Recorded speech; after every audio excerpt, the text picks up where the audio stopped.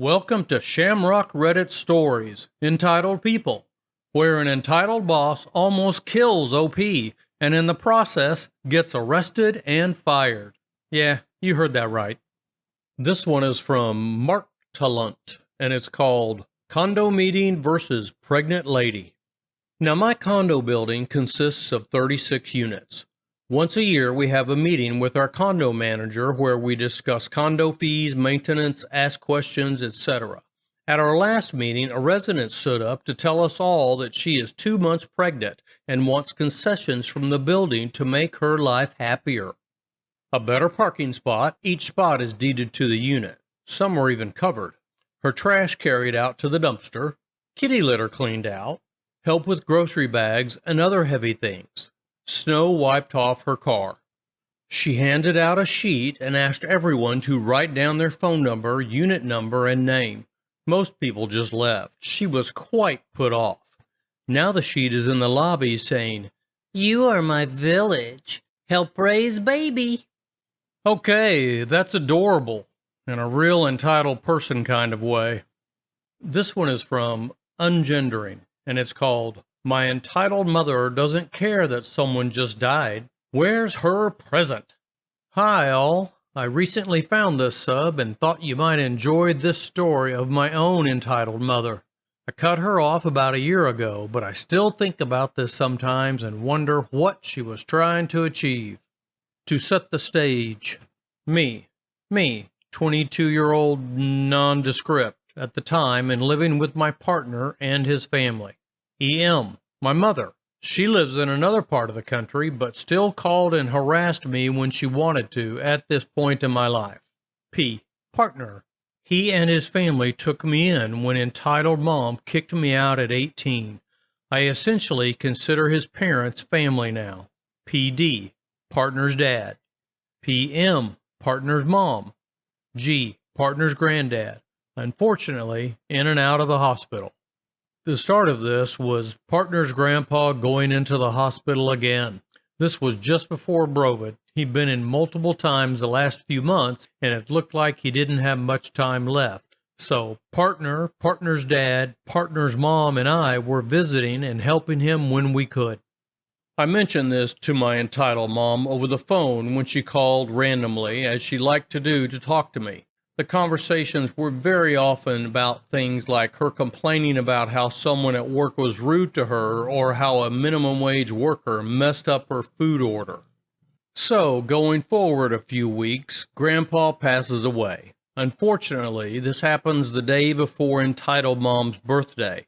Usually, I would have organized something small to be sent. There's no way I'm wasting any more money than I absolutely needed to on her. But with everything going on, that was the least of my worries. I figured that she would put two and two together and realize that I've been too busy with Grandpa. Yeah, no. I sent entitled mom a small happy birthday text, having no energy for anything else. You know, dead family member. About 10 minutes later, I receive a barrage of texts about how I don't respect her, true, how she was always there for me, false, how I'm selfish and a horrible child for not sending her a gift, etc. Again, she knew Grandpa was in the hospital. It came so out of left field that I actually laughed. The thing that tops it off is that she ended the entire message with, "I love you and will always be there for you," as if she hadn't just said all of what she said before. This probably isn't the funniest story, sorry, but I thought y'all might enjoy a different vibe of entitled parent stories. I do absolutely have some funny stories about entitled mom, and might post them, but this was one of our final interactions before I cut her off. For the record, I replied and told her that Grandpa died. She sent another string of texts similar to the first. Guess she really wanted that 2-pound gift. Okay, the currency is in pounds, so I guess they're from Great Britain, but they use words like y'all? Oh, must be the southern part of Great Britain.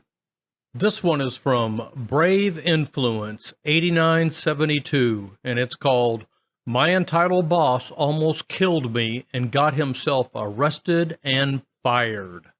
Okay, so I'm allergic to hand sanitizer, alcoholic wipes, generally anything that has alcohol-based products. I even bring my own soap because I can have a reaction to some soaps. I can't even drink the stuff without my lips swelling. My old boss was my cousin, so when the worldwide tragedy hit, I didn't really have a problem about following sanitation protocols until my cousin got promoted and got transferred to a new office. Enter our new boss.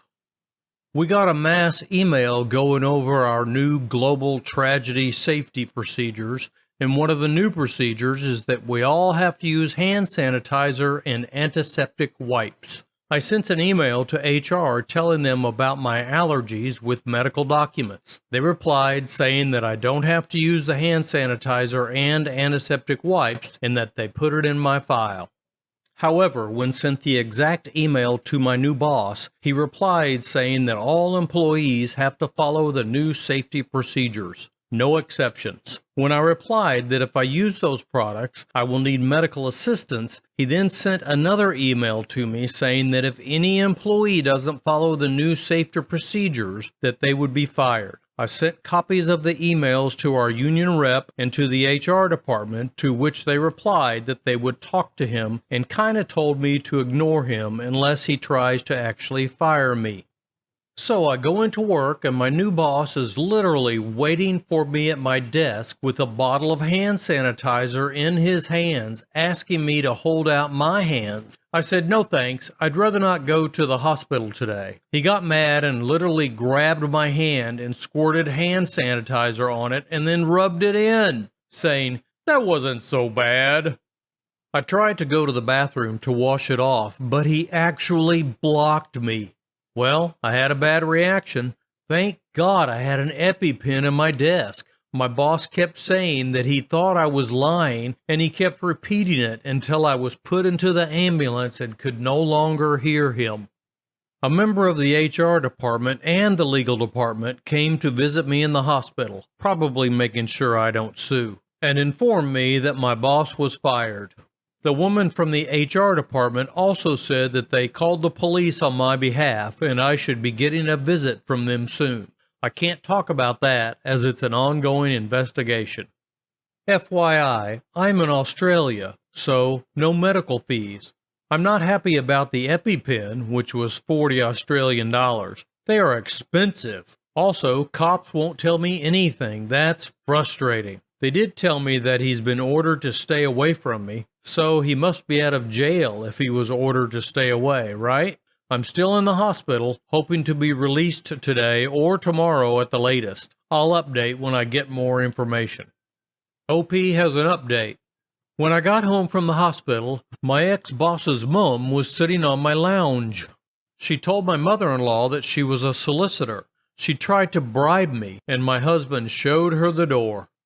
Well, she actually is a solicitor, so she didn't misrepresent herself.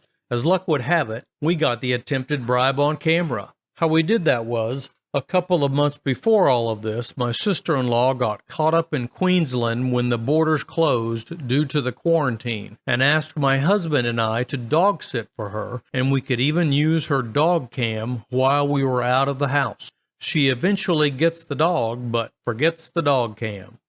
Now, the ex-boss's mom never actually said the exact words of bribery, so she wasn't charged for it.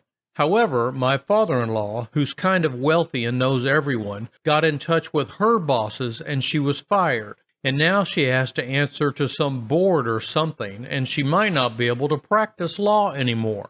Truth be told, I really don't think anything will come of it, and she will probably just work for a different firm in the end. But it's fun to imagine. On to my ex-boss. He took a deal and he's going to jail for only 6 months. He will probably be out in 3, but it's better than nothing. I have a restraining order out on him and his mother. My father-in-law, being the scorch-the-earth type of person that he is, thinks I should sue him. But I don't see the point. He has no chance of working in the same industry now that he has a criminal record, and I don't know how many office-type jobs would overlook a criminal record, especially when said record involves his subordinate. My employer gave me a raise and a bonus, and I get to work from home now. So, yay! Over the next 5 years, we will all be working from home, but I get to be the first. So that's it.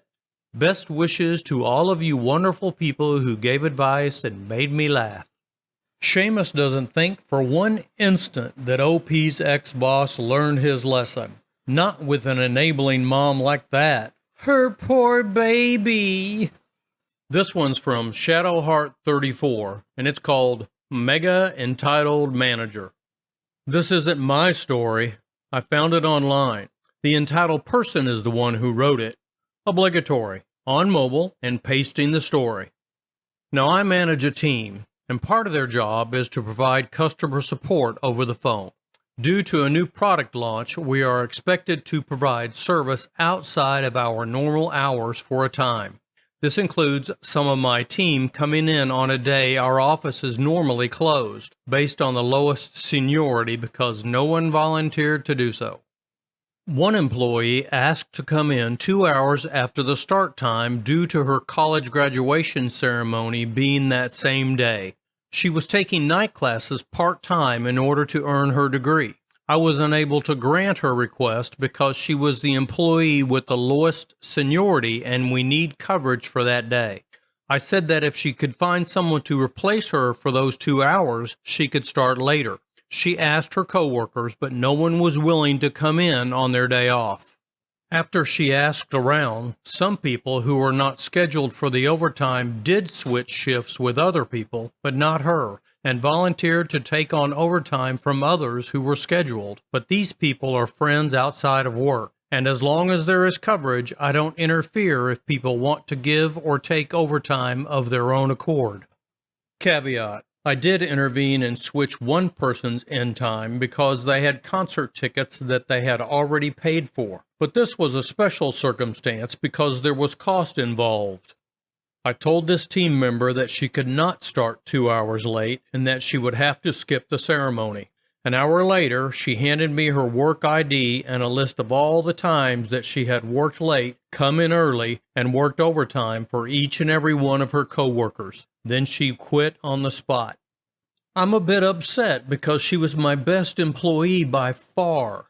Her work was excellent. She never missed a day of work in the 6 years she worked here, and she was my go-to person for weekends and holidays.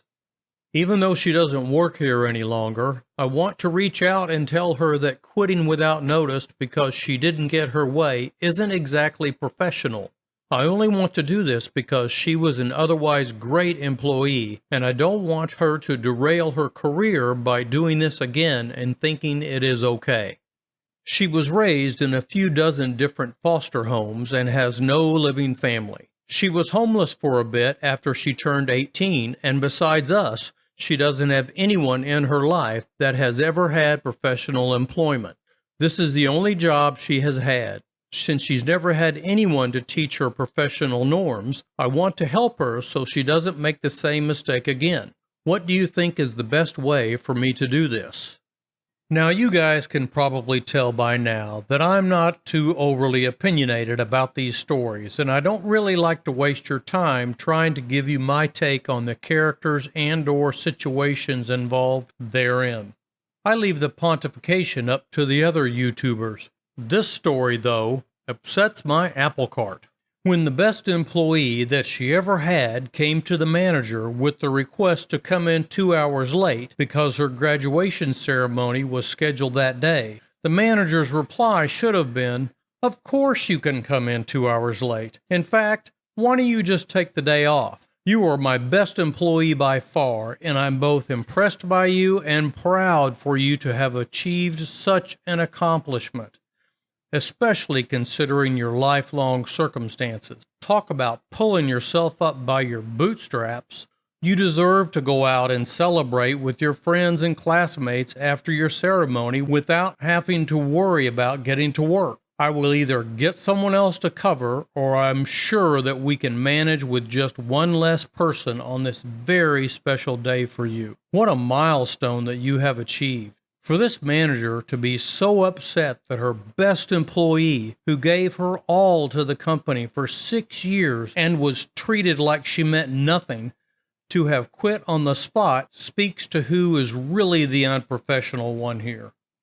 Anyone with an ounce of self-respect and a modicum of self-worth would have absolutely done the same thing, provided, of course, they were in a financial position to do so, i.e., savings or another job lined up or something like that.